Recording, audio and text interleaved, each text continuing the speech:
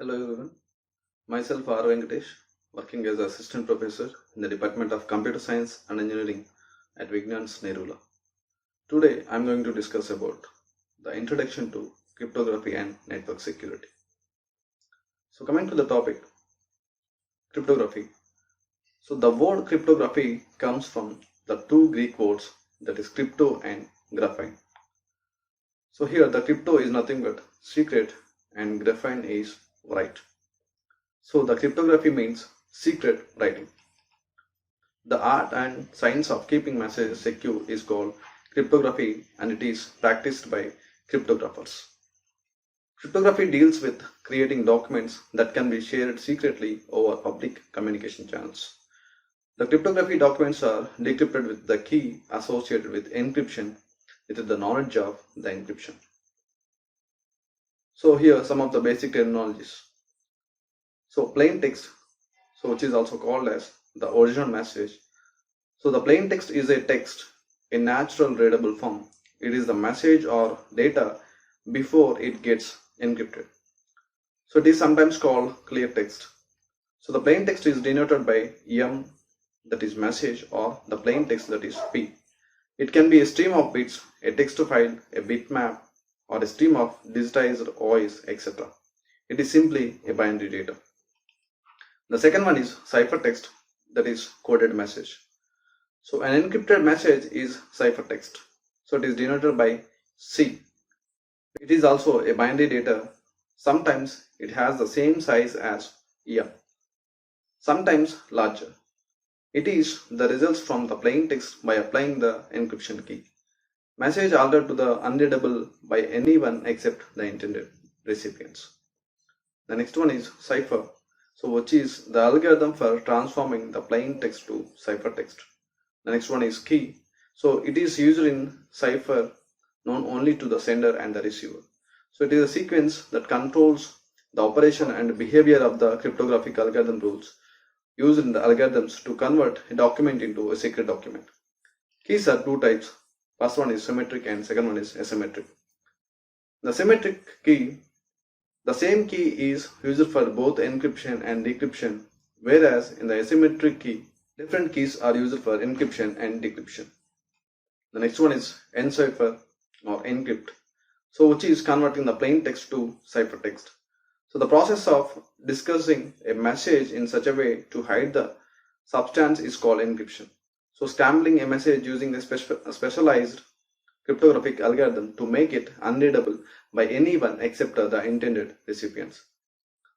The encryption function E operates on message and to produce a ciphertext, that is C.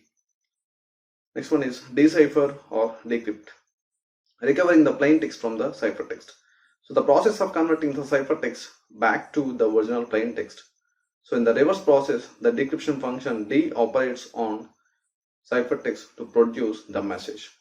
Since the whole point of encrypting and then decrypting a message is to recover the original plain text. The next one is cryptosystem, the combination of algorithm, plain text, ciphertext, key and the key management functions used to perform cryptographic operations is called cryptosystem.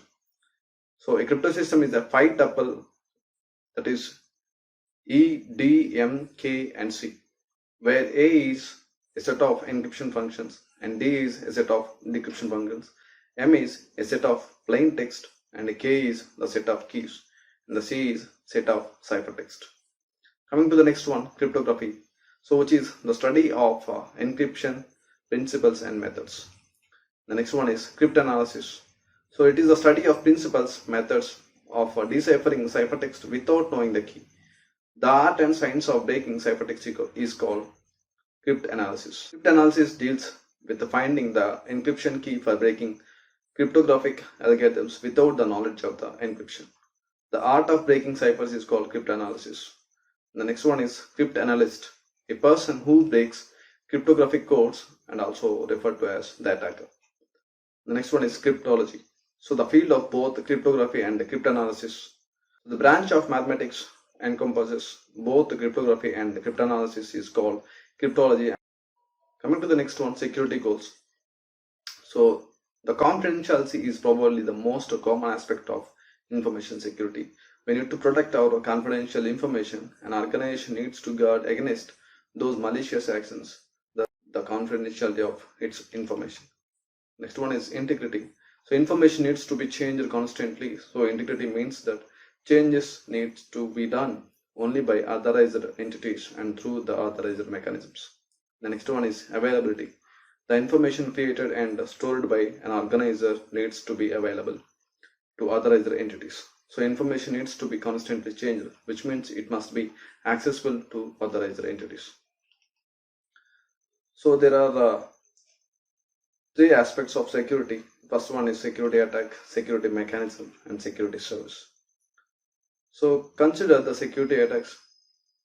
So the first one is snooping, so which refers to unauthorized access or to interception of the data. The second one is traffic analysis.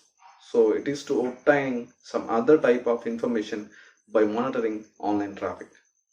The next one is modification. So the attacker intercepts the message and changes it. The next one is masquerading or spoofing. So it happens when the attacker impersonates somebody else. The next one is replying, which means the attacker obtains a copy of a message sent by a user and later tries to reply it.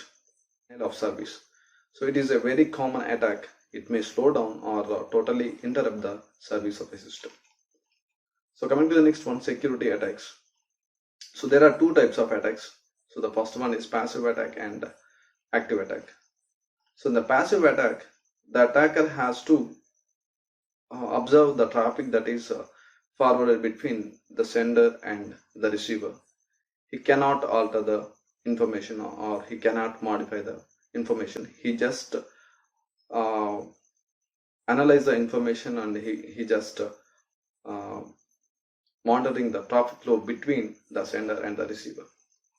And the second one is active attack, where the attacker has to perform some modifications of the message that is transmitted between the sender and the receiver. So coming to the next one, model for network security. So you can consider the diagram here. So here the sender wants to send a message to the receiver. Now the sender encrypt the message with a secret information that is key. So he can create a ciphertext. So that ciphertext will be forwarded to the receiver in an insecure channel, that is over the internet. After receiving the ciphertext, now the receiver decipher the ciphertext with the same key that is used by the sender. So this model requires to design a suitable algorithm for the security transformation and to generate the secret information, that is keys used by the algorithm, and to develop methods to distribute and share the secret information, and specify a protocol enabling the principals to use the transformation and secret information for a security service. Coming to the next one, integer arithmetic. So the set of integers denoted by capital Z, which contains all integral numbers from negative infinity to positive infinity. So you can see the diagram here. So here the Z represents the set of integers where we are having the negative integers, that is -2, -1, and the positive integers, that is 1 and 2. So coming to the next one, the binary operations. So in the cryptography, we are interested in three binary operations, that is addition, subtraction, and multiplication. So you can see the diagram here. So I'm having Z where we can represent the set of values from negative values to positive values, where we can perform all these three operations. So we can representing the A value and B value here. So we can perform any of these three operations and we can get the values here that will be represented by the Z. So you can see the example here. We can perform the addition operation, substitution operation, and multiplication operations on the values. Integer division. So in the integer arithmetic, if we divide A by N, we can get the Q and R. So the relationship between these four integers can be represented as A equal to Q into N plus R. So we can see the example here. So here I'm having 255 and 11. So when we are dividing the 255 with 11, so I'm getting the quotient as 23 and the remainder as 2. So the next one is common divisors of two integers. So you can see the diagram here. So I'm having a set of integers.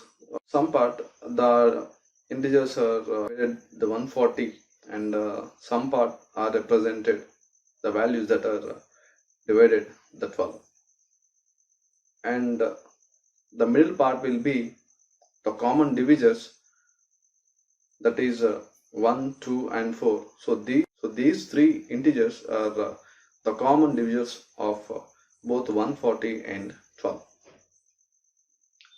So the greatest common divisor, so it is a two positive integers, is the largest integer that can be divided both integers. So one is Euclidean algorithm. So here I'm having two properties. The first one is GCD of a comma 0 equal to a, and GCD of a comma b equal to GCD of b comma r, where r is the remainder of dividing a by b.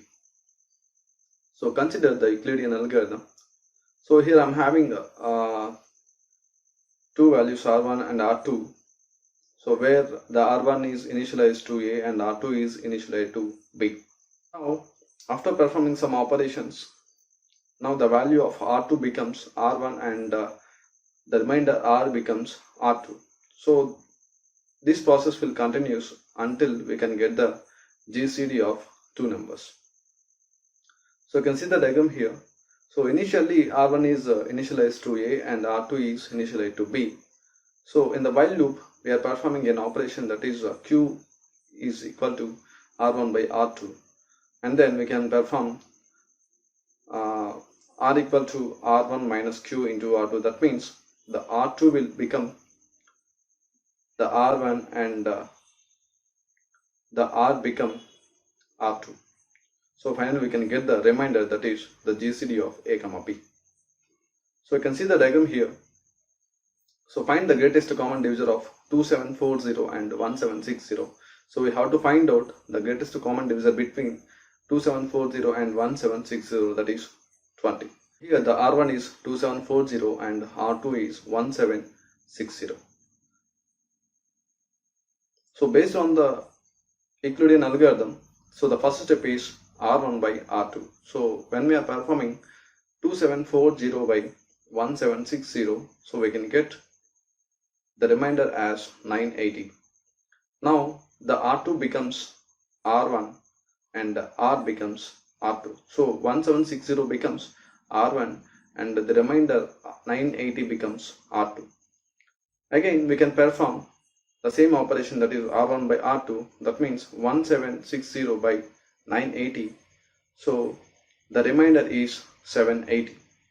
Again the 980 becomes r1 and the 780 becomes r2. Like that we have to find out the greatest common divisor of 2740 and 1760 is 20. So it is another example. So find the greatest common divisor between 25 and 65. So first of all you have to initialize the values. So that is r1 and r2. So r1 equal to 25 and r2 is 60. So first of all you have to perform the r1 by r2. So r1 by r2, so that is 25 by 60. So it is not possible. So the remainder is 25. Now r2 becomes r1 and the remainder r becomes r2. So now the 60 becomes r1 and the remainder 25 becomes r2. Now you can perform the division operation on r1 and r2. So r1 by r2, that is 60 by 25. So we can get the coefficient as 2 and the remainder is 10, because 25 into 2 is 50. So 60 minus 50, that is 10. So the remainder is 10. Now again the r2 becomes r1 and r becomes r2. So here 25 becomes r1 and 10 becomes r2. Again we have to perform the r1 by r2 operation. We can get the remainder as 5. Like that finally you can get the GCD of 25, 65 is 5. Coming to the next one, extended Euclidean algorithm. So given two integers a and b, so we need to find the other two integers s and t such that the relationship is s into a plus t into b equal to GCD of a comma b. So the extended Euclidean algorithm can calculate the GCD of a comma b and at the same time calculate the values of s and t. So you can see the diagram here. So initially we are initializing the values, that is R1 equal to A and R2 equal to B. At the same time, S1 equal to 1 and S2 equal to 0 and T1 equal to 0 and T2 equal to 1. So now the R2 becomes R1 and the remainder becomes R2. So the same procedure will follow here. So until we can get the greatest common divisor of A comma B. So the same procedure will be followed in the S values and T values. So finally we can get the GCD of A comma B. So you can see the algorithm here. So initially we are initializing the values. So that is R1 equal to A and R2 equal to B and S1 equal to 1, S2 equal to 0 and T1 equal to 0 and T2 equal to 1. So in the while loop we have to perform all these operations. First of all you have to find out the value, that is R1 by R2, and then you have to swapping the values. So R2 becomes R1 and the remainder becomes R. In the same manner S1 becomes S and S2 becomes S1. So in the same manner T2 becomes T1 and T becomes T2. And finally you can get the value of two numbers, that is GCD of A comma B. So you can see the example here. So I'm having the value A equal to 161 and B equal to 28. So you have to find out the value of GCD of 161 and 28. So you have to perform the operation, that is R1 by R2. So 161 divided by 28. So the quotient is 5 and the remainder is 21. Now the R2 becomes R1 and the remainder becomes R2. So 28 becomes R1 and the remainder 21 becomes R2. Now we have to perform again R1 by R2. So 28 by 21. So the quotient is 1 and the remainder is 7. And finally the R1 is 21 and R2 is 7. So when we are performing the R1 by R2, so the quotient is 3 and the remainder is 0. Now the R1 becomes value, that is 7. So in the same manner we have to perform the values on S1, S2, S and T1, T2 and T. So finally we can get the value as 7 for the GCD of 161 and 28. And the value of S is -1 and the value of T is 6. So coming to the next one, modulo operator. So the modulo operator is shown as mod operator. So you can see the diagram here. So the Z represents a set of integers where we have to send the value to the modulus operation. So we can get the non-negative value. So you can see the example here. So find the result of the following operations: 27 mod 5, 36 mod 12, and all these operations has to perform the mod operation. So dividing 27 by 5, the result is 2. Dividing 36 by 12, the result is 0. Like that you have to perform the mod operations on the all of. So coming to the next one, congruence. So in cryptography, the concept of congruence is instead of equality. To show that the two integers are congruent, we use the congruence operator. So we add the phrase to the right side of the congruence to define the value of modulus that makes the relationship valid. For example, you can see the values here. So 2 congruent 12 mod 10 and 13 congruent 23 mod 10. 3 congruents 8 mod 5 and 8 congruents 13 mod 5. That means, so when we are dividing the 12 with the 10, the remainder is 2. Okay, so when we are dividing 23 with 10, the remainder is 13. Thank you so much.